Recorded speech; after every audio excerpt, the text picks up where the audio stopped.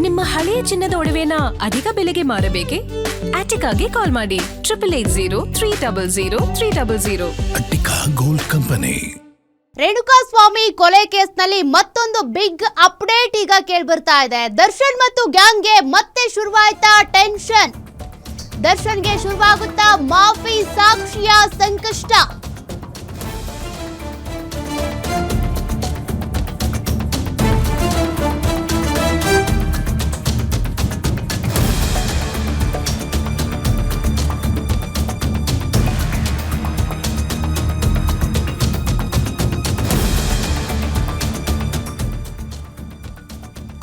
ದರ್ಶನ್ ಮತ್ತು ಗ್ಯಾಂಗ್ಗೆ ಮತ್ತೆ ಶುರುವಾಯ್ತಾ ಟೆನ್ಷನ್. ದರ್ಶನ್ಗೆ ಈಗ ಮಾಫಿ ಸಾಕ್ಷಿಯ ಸಂಕಷ್ಟ ಶುರುವಾಗುತ್ತಾ? ಜೊತೆಗಿದ್ದ ಆಪ್ತನೇ ದರ್ಶನ್ಗೆ ಸಂಕಷ್ಟ ತಂದಿರ್ತಾನ?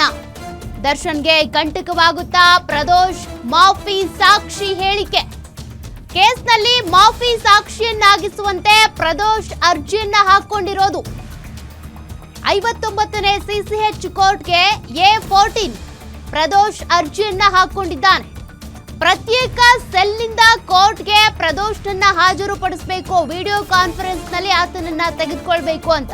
ಅಂದ್ರೆ ದರ್ಶನ್ ಸೆಲ್ನಿಂದ ಬೇಡ, ಪ್ರತ್ಯೇಕವಾಗಬೇಕು ಅಂತ ಕೋರ್ಟ್ಗೆ ಮನವಿ ಸಲ್ಲಿಸಿರುವಂತ ಪ್ರದೋಷ್ ಪರ ವಕೀಲರು ಈ ಬಗ್ಗೆ ಪ್ರಾಸಿಕ್ಯೂಷನ್ ನಿಲುವು ತಿಳಿಸೋದಕ್ಕೆ ಕೋರ್ಟ್ ಸೂಚನೆ ಕೊಟ್ಟಿದೆ.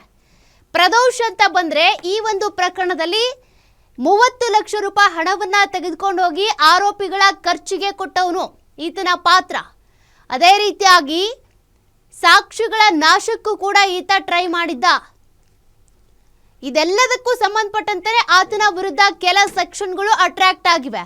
ಆದ್ರೆ ಈಗ ಈ ಪ್ರದೋಷ್ 14ನೇ ಆರೋಪಿ ಆಗಿರುವಂತ ಪ್ರದೋಷ್ ನನ್ನನ್ನ ಪ್ರತ್ಯೇಕ ಸೆಲ್ನಿಂದ ವಿಡಿಯೋ ಕಾನ್ಫರೆನ್ಸ್ ನಲ್ಲಿ ವಿಚಾರಣೆ ಮಾಡಿ ಅಂತೇಳಿ ಕೋರ್ಟ್ಗೆ ಅರ್ಜಿ ಹಾಕೊಂಡಿರೋದು ತನ್ನ ವಕೀಲರ ಮೂಲಕ.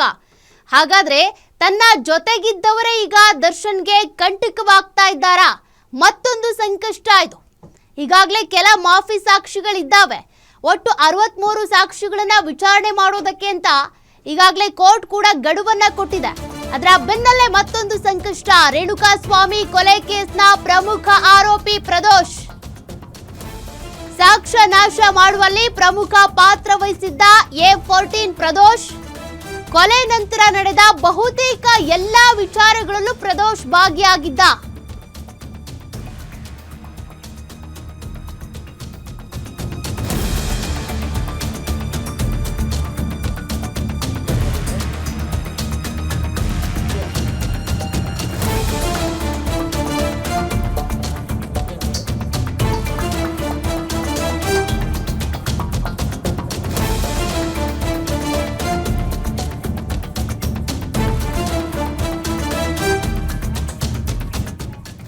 ರೇಣುಕಾಸ್ವಾಮಿ ಕೊಲೆ ಕೇಸ್ನ ಪ್ರಮುಖ ಆರೋಪಿ ಪ್ರದೋಷ್ ಈಗ ತಮ್ಮ ವಕೀಲರ ಮೂಲಕ ಮತ್ತೊಂದು ಅರ್ಜಿ ಹಾಕೊಂಡಿರೋದು. ಇದ್ಯಾವುದೋ ಜಾಮೀನಿಗೋಸ್ಕರ ಅಲ್ಲ, ಬದಲಾಗಿ ತನ್ನನ್ನ ಮಾಫಿ ಸಾಕ್ಷಿಯಾಗಿ ಕನ್ಸಿಡರ್ ಮಾಡಬೇಕು ಅಂತ. ಸಾಕ್ಷ್ಯ ನಾಶ ಮಾಡುವಲ್ಲಿ ಪ್ರಮುಖ ಪಾತ್ರ ವಹಿಸಿದ್ದಂತ 14ನೇ ಆರೋಪಿ ಪ್ರದೋಷ್ ಕೊಲೆ ನಂತರದ ಏನೇನೆಲ್ಲ ಚಟುವಟಿಕೆಗಳು ನಡೀತಲ್ಲ, ಈ ಒಂದು ಶವವನ್ನ ತೆಗೆದುಕೊಂಡು ಹೋಗಿ ಸುಮ್ನಳ್ಳಿ ಕಾಲುವೆಗೆ ಎಸೆದು ಬಂದ್ರಲ್ಲ, ಆ ಎಲ್ಲಾ ಚಟುವಟಿಕೆಗಳಲ್ಲೂ ಕೂಡ ಈತ ಇದ್ದ. A2 ದರ್ಶನ್ಗೆ ನೇರ ಕಾಂಟ್ಯಾಕ್ಟ್ ನಲ್ಲಿ ಇದ್ದಂತ ಆರೋಪಿ ಈತ. ಪ್ರತಿಯೊಂದು ವಿಚಾರವನ್ನು ಕೂಡ ದರ್ಶನ್ ಜೊತೆ ನೇರವಾಗಿ ಚರ್ಚೆ ಮಾಡಿದ್ದ. ಸಾಕ್ಷ್ಯ ನಾಶ, ಬಾಡಿ ಡಿಸ್ಪೋಸಿಂಗ್, ಸರೆಂಡರ್ ಮಾಡಿಸೋದು, ಪ್ರತಿಯೊಂದಕ್ಕೂ ದರ್ಶನ್ ಜೊತೆ ಮಾತುಕತೆ ನಡೆಸಿದ್ದ ಪ್ರದೋಷ್. ಸಾಕ್ಷ್ಯ ನಾಶಕ್ಕೆ ದರ್ಶನ್ ನಿಂದ ನೇರವಾಗಿ ಹಣ ಪಡೆದಿರುವಂತ ಆರೋಪ ಇದೆ. ದರ್ಶನ್ ನಿಂದ ಹಣ ಪಡೆದಿದ್ದು ಪ್ರೂವ್ ಆದ್ರೆ ಸಂಕಷ್ಟ ಫಿಕ್ಸ್. ಈಗಾಗಲೇ ತನಿಖೆ ವೇಳೆ ಪ್ರದೋಷ್ ವಿರುದ್ಧ ಹಲವು ಸಾಕ್ಷ್ಯಗಳು ಪತ್ತೆಯಾಗಿವೆ. ದರ್ಶನ್ ಹಾಗೂ ಆರೋಪಿಗಳ ಮೇನ್ ಬ್ರಿಡ್ಜ್ ಆಗಿದ್ದ ಪ್ರದೋಷ್. ಅಂದ್ರೆ ಕೆಲವ್ರನ್ನ ಅಮಾಯಕರನ್ನ ಕರ್ಕೊಂಡು ಬಂದು ಸರೆಂಡರ್ ಮಾಡಿಸಿದ್ರಿಂದ ಹಿಡಿದು ಆ ಶವವನ್ನ ಡಿಸ್ಪೋಸ್ ಮಾಡೋದಿರ್ಬೋದು, ಆರೋಪಿಗಳ ಖರ್ಚಿಗೆ 30 ಲಕ್ಷ ರೂಪಾಯಿ ಹಣವನ್ನ ತೆಗೆದುಕೊಂಡು ಹೋಗಿ ಕೊಟ್ಟಿದ್ದು, ಇದೆಲ್ಲವೂ ಕೂಡ ಪ್ರದೋಷ ಆಗಿದ್ದು. ಪ್ರಕರಣದಲ್ಲಿ ಮಾಫಿ ಸಾಕ್ಷಿ ಆಗ್ಬಿಟ್ರೆ ಈತ ದರ್ಶನ್ಗೆ ಸಂಕಷ್ಟವಂತೂ ತಪ್ಪಿದ್ದಲ್ಲ. ಹಾಗಾಗಿ ಈಗ ದರ್ಶನ್ಗೆ ಮತ್ತೊಂದು ಕಂಟಕ ಎದುರಾಗುತ್ತಾ ಅನ್ನುವಂಥ ಪ್ರಶ್ನೆ ಹುಟ್ಕೊಳ್ತಾ ಇದೆ.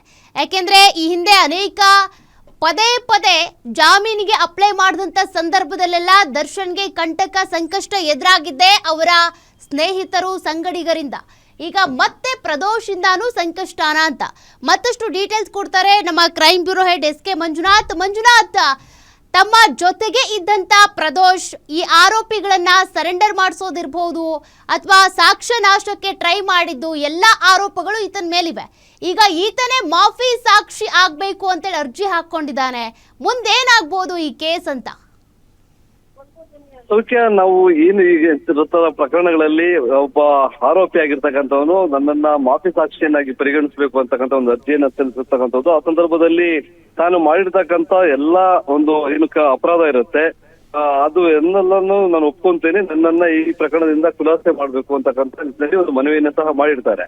ಆದ್ರೆ ಆತ ಒಂದು ಮಾಫಿ ಸಾಕ್ಷಿಯನ್ನಾಗಿ ಯಾವ ರೀತಿಯಾಗಿ ಈಗ ಅರ್ಜಿ ಸಲ್ಲಿಸಿದ್ದಾರೆ ಅದನ್ನ ಪ್ರಾಸಿಕ್ಯೂಷನ್ ಇಷ್ಟರ ಮಟ್ಟಿಗೆ ಪರಿಗಣಿಸುತ್ತೆ ಅನ್ನೋದನ್ನ ಸಹ ನೋಡ್ಬೇಕಾಗುತ್ತೆ. ಒಂದು ವೇಳೆ ಆತ ತಪ್ಪೊಪ್ಪಿಗೆ ನಾನು ಶರಣಾಗತಿ ಅಂತ ಆಗ್ತಾ ಇದ್ದೀನಿ, ಅಪ್ರೂವಲ್ ಆಗ್ತಾ ಇದ್ದೀನಿ ಅಂತ ಅನ್ನೋದಾದ್ರೆ ಅದರಿಂದ ನಿಜವಾದ ಸತ್ಯ ಈ ಘಟನೆಗೆ ಸಂಬಂಧಪಟ್ಟಂತೆ ಏನೆಲ್ಲ ಇದೆ ಅದನ್ನ ನಿಜವಾದ ಸತ್ಯ ಏನೆಲ್ಲ ಆಯ್ತು ಅನ್ನೋದ್ರ ಬಗ್ಗೆ ಸವಿವರವಾಗಿ ಕೋರ್ಟ್ ಮುಂದೆ ಹೊಸ ಒಂದು ಅಪ್ರೂವಲ್ ಸಾಕ್ಷಿಯನ್ನಾಗಿ ಹೇಳ್ಬೇಕಾಗುತ್ತೆ. ಅದನ್ನ ಪ್ರಾಸಿಕ್ಯೂಷನ್ ಪರಿಗಣಿಸಿದ್ರೆ ಆತನನ್ನ ಖುಲಾಸೆ ಮಾಡಲಾಗತ್ತೆ. ಉಳಿದಂತೆ ಏನು ಪ್ರಕರಣದಲ್ಲಿ ನೇರವಾಗಿ ಭಾಗಿಯಾಗಿರ್ತಕ್ಕಂಥವ್ರು ಪಿತೂರಿ ಮಾಡಿದ್ದಿರ್ಬೋದು, ಸಾಕ್ಷಿ ನಾಶ ಪಡಿಸಿದಿರ್ಬೋದು, ಯಾರು ಅದನ್ನ ಪ್ರಮುಖವಾಗಿ ಪಾತ್ರವನ್ನು ವಹಿಸಿದ್ದಾರೆ ಅನ್ನೋದು ಅಲ್ಲಿ ಸಾಬೀತಾಗುತ್ತೆ. ಆ ಸಾಕ್ಷಿ ಮಾಫಿ ಸಾಕ್ಷಿ ಹೇಳಿಕೆ ಆಧಾರದ ಮೇಲೆ ಉಳಿದಂತ ಆರೋಪಿಗಳಿಗೆ ಶಿಕ್ಷೆಯನ್ನ ವಿಧಿಸುವಂತ ಕೆಲಸವನ್ನ ಆಗುತ್ತೆ.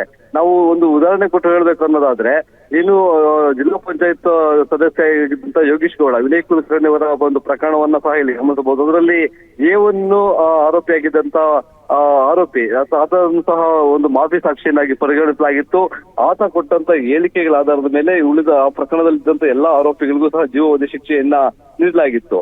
ಈ ಪ್ರಕರಣದಲ್ಲೂ ಅಷ್ಟೇ ಈಗಾಗಲೇ ಏನು ದರ್ಶನ್ ಮತ್ತೆ ಅವರ ಸ್ನೇಹಿತರಿದ್ರು ಅವರಿಂದಲೂ ಸಹ ಸಾಕಷ್ಟು ಸಂಕಷ್ಟಗಳು ಈಗ ಎದುರಾಗಿರ್ತಕ್ಕಂಥದ್ದು. ಅದ್ರ ಜೊತೆಗೆ 5 ಜನ ಏನು ನಾವು ಅವರ ವಿಚಾರಣೆಗೆ ಸರಿಯಾಗಿ ಸಹಕಾರ ಕೊಡ್ತಾ ಇಲ್ಲ. ಮೊದಲು ಆಮಿಷೆಯನ್ನ ಕೊಟ್ಟಿದ್ರು, ನಾವೇ ಕೇಸ್ ವಿಚಾರಣೆ ಇರ್ಬೋದು, ಕೇಸ್ಗೆ ಸಂಬಂಧಪಟ್ಟಂತ ವಕೀಲರಿಗೆ ಶುಲ್ಕವನ್ನ ಪಾವತಿ ಮಾಡೋದಿರ್ಬೋದು, ಎಲ್ಲವನ್ನ ಸಹ ಮಾಡ್ತೇವೆ ಅಂತಕ್ಕಂಥದ್ದು.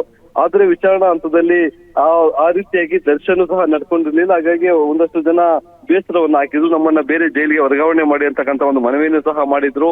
ಜೊತೆಗೆ ಈಗ ಅತ್ಯಾಪ್ತರಲ್ಲಿ ಪ್ರದೋಷು ದರ್ಶನ್ಗೆ ತುಂಬಾ ಅತ್ಯಾಪ್ತನಾಗಿದ್ದ. ಇಡೀ ಪ್ರಕರಣದಲ್ಲಿ ಯಾವಾಗ ಸೋನಿ ಬ್ರೂಕ್ ಒಂದು ರೆಸ್ಟೋರೆಂಟ್ ಅಲ್ಲಿ ಪ್ಲಾನ್ ಮಾಡಲಾಗುತ್ತೆ, ದರ್ಶನ್ ಅವ್ರ ಕಡೆಯಿಂದ 30 ಲಕ್ಷ ಹಣವನ್ನ ಇದೇ ಪ್ರದೋಷ ತೆಗೆದುಕೊಂಡಿರ್ತಾನೆ.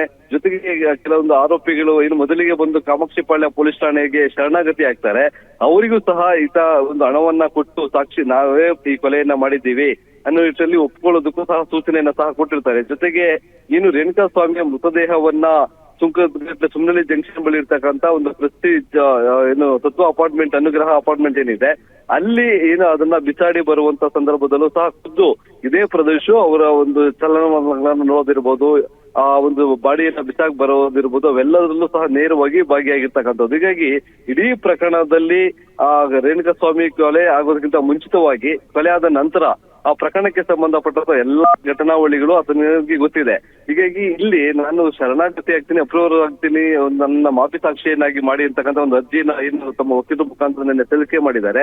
ಅದಕ್ಕೆ ಸಂಬಂಧಪಟ್ಟಂತೆ ಇವತ್ತು ನಡೀತಕ್ಕಂಥ ವಿಚಾರಣೆಯಲ್ಲಿ ಪ್ರಾಸಿಕ್ಯೂಷನ್ ಅದನ್ನ ಅಂಗೀಕರಿಸುತ್ತಾ ಅಥವಾ ಆತ ಏನಾದ್ರೂ ಉದ್ದೇಶವನ್ನ ಬೇರೆ ಉದ್ದೇಶ ಇಟ್ಕೊಂಡು ಈ ತರ ಒಂದು ಅರ್ಜಿಯನ್ನು ಸಲ್ಲಿಸಿದಾರ ಅನ್ನೋದ್ರ ಬಗ್ಗೆ ವಿಚಾರಣೆ ನಡೆಸಲಾಗುತ್ತೆ. ಅದನ್ನ ಪುರಸ್ಕರಿಸಿದ್ರೆ ದರ್ಶನ್ಗೆ ಏನು ಈಗಾಗಲೇ ಒಂದಷ್ಟು ಸಂಕಷ್ಟಗಳು ಎದುರಾಗಿದ್ದಾವೆ. ಅದರಲ್ಲಿ ಅತ್ಯಾಪ್ತನೇ ಇಡೀ ಪ್ರಕರಣದಲ್ಲಿ ಭಾಗಿಯಾಗಿರ್ತಕ್ಕಂಥ ಒಬ್ಬ ಆರೋಪಿ ತನ್ನೆಲ್ಲಾ ತಪ್ಪುಗಳನ್ನ ಒಪ್ಕೊಂಡು ಅಪ್ರೂವ್ ಆಗಿ ಹೇಳಿಕೆ ಕೊಟ್ಟಿದ್ದಾದ್ರೆ ದರ್ಶನ್ಗೆ ಮುಂದಿನ ದಿನಗಳಲ್ಲಿ ತುಂಬಾ ಈ ಪ್ರಕರಣದಲ್ಲಿ ಶಿಕ್ಷೆ ಆಗೋದು ಪಕ್ಕಾ ಆಗತ್ತೆ ಅನ್ನೋದು ಈಗ ಕಾನೂನು ಸಲಹೆ ಪಡ್ಕೊಂಡಿರ್ತಕ್ಕಂಥದ್ದು ಇರ್ಬೋದು, ಅಥವಾ ಏನು ಪ್ರಾಸಿಕ್ಯೂಷನ್ ಪರವಾಗಿ ವಾದವನ್ನ ಮಂಡಿಸ್ತಾ ಇರ್ತಕ್ಕಂಥ SPP ಏನಿದ್ದಾರೆ ಅವರು ಸಹ ಅದನ್ನ ಗಂಭೀರವಾಗಿ ತೆಗೆದುಕೊಳ್ತಾರೆ. ಮತ್ತೆ ಕೋರ್ಟು ಸಹ ಅದನ್ನ ಪರಿಗಣಿಸಿ ಉಳಿದಂತ ಆರೋಪಿಗಳಿಗೆ ಅವರ ಶಿಕ್ಷೆ ಪ್ರಮಾಣ ಯಾವ ಕೃತ್ಯದಲ್ಲಿ ಯಾರ್ಯಾರು ಭಾಗಿಯಾಗಿದ್ರು ಅನ್ನೋದು ಏನು ಅಪ್ರೂವರ್ ಸಾಕ್ಷಿಯಾಗಿ ಹೇಳ್ತಾ ಇದ್ದಾರೆ. ಆ ಸಂದರ್ಭದಲ್ಲಿ ಅವ್ರಿಗೆ ಶಿಕ್ಷೆ ಪ್ರಮಾಣ ಜೊತೆಗೆ ಅವರ ವಿರುದ್ಧ ಇರ್ತಕ್ಕಂಥ ಆರೋಪಗಳಿಗೂ ಸಹ ಸಾಬೀತಾದಂಗ ಆಗತ್ತೆ. ಈ ಹಿನ್ನೆಲೆಯಲ್ಲಿ ಈಗ ಪ್ರದೋಷು ತುಂಬಾ ಆಪ್ತರಾಗಿದ್ದ, ಯಾವುದೇ ಕಾರಣಕ್ಕೂ ನಾವು ನಮ್ಮ ಬಾಸನ್ನ ಬಿಟ್ಕೊಡಲ್ಲ ಅಂತಕ್ಕಂಥ ಹೇಳಿಕೆಗಳನ್ನ ಮೊದಲಿಗೆ ಕೊಟ್ಟಿದ್ರು. ಒಂದು ಈ ಸ್ಟೋರಿ ಬ್ರೋಕ್ ಅಂದ್ರೆ ಇನ್ನು ಅಲ್ಲಿ ಪಟ್ಟಣಗೆರೆಯಲ್ಲಿ ಇರ್ತಕ್ಕಂಥ ವಿನಯ್ ಅವ್ರಿಗೆ ಆರೋಪಿ ವಿನಯ್ ಏನಿದ್ದಾನೆ ಅವರಿಗೆ ಸೇರಿದಂತ ಸ್ಟೋನಿ ಬ್ರೂಕ್ ರೆಸ್ಟೋರೆಂಟ್ ಅಲ್ಲಿ ಪ್ಲಾನ್ ಅನ್ನ ಮಾಡ್ತಾರೆ.